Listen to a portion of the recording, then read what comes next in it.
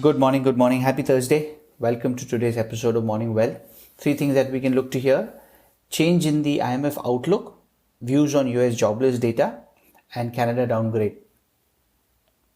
Stocks on Wall Street finished with steep losses on Wednesday, with Dow Jones tumbling more than 700 points on mounting worries that a renewed coronavirus outbreak in the US will derail the global economic recovery. Investors were also worried about the possibility of trade tariffs and geopolitical tension between the United States, Canada, and the European Union. New coronavirus cases have jumped in several states, with Arizona, Texas, and California reporting daily records of infections on Tuesday. Both the governors of Texas and Florida said that they would step up enforcement of social distancing guidelines. The California governor said that this week's surge in cases would force the state to implement stricter measures on business and social gatherings once again.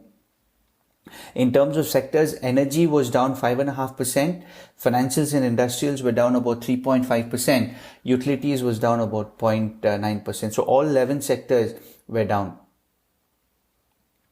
Oil tumbled as US crude inventory levels hit a fresh record.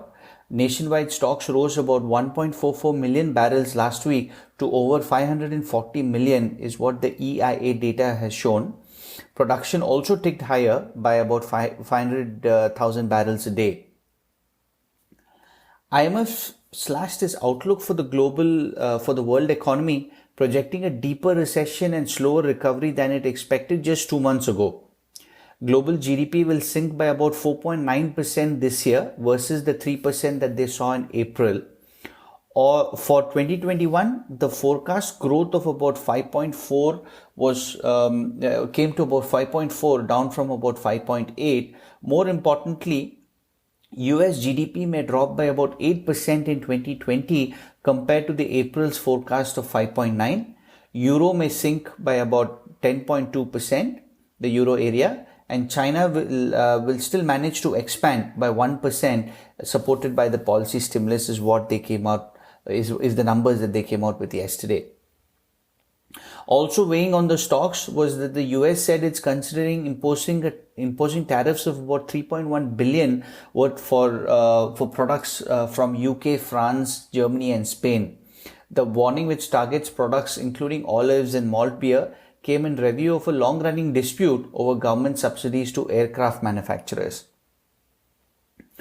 Bloomberg Economics projects jobless claims to decline to about 1.35 million in the week ended 20th of June, down from 1.51 million that we saw last week.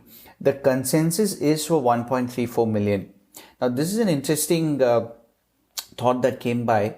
US jobless claims are still stubbornly high, but the downward trend may accelerate after the augmented $600 per week benefit expires at the end of July.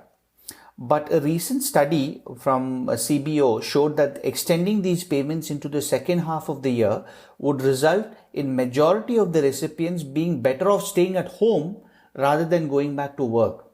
So instead of a full extension, an alternate solution would be to map the added benefits to full wages or simply reduce the amount to about $300 per week, according to Bloomberg Economics.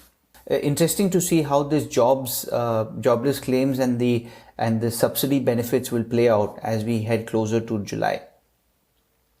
On the equity side, ICICI Bank is considering raising about 3 billion in share sale.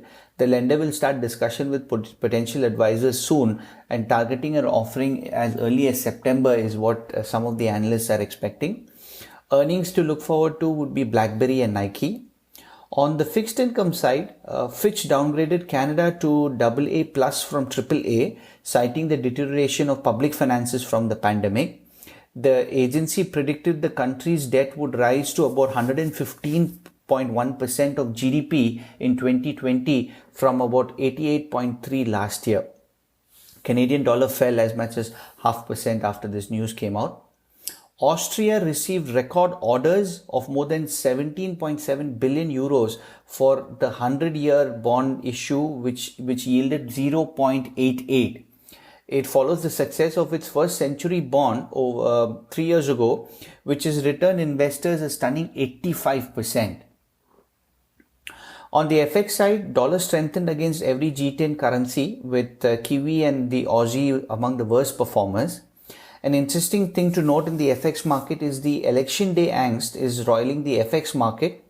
Currency traders are starting to contemplate the possibility that the US presidential election produces no clear immediate winner, leading to a protracted uncertainty. A measure of volatility in the yen, which is a traditional safe haven, shows a steep jump in the price movement around the 3rd of November, and that persists into 2021. So that's your update. Stay safe and healthy, everyone. Talk soon.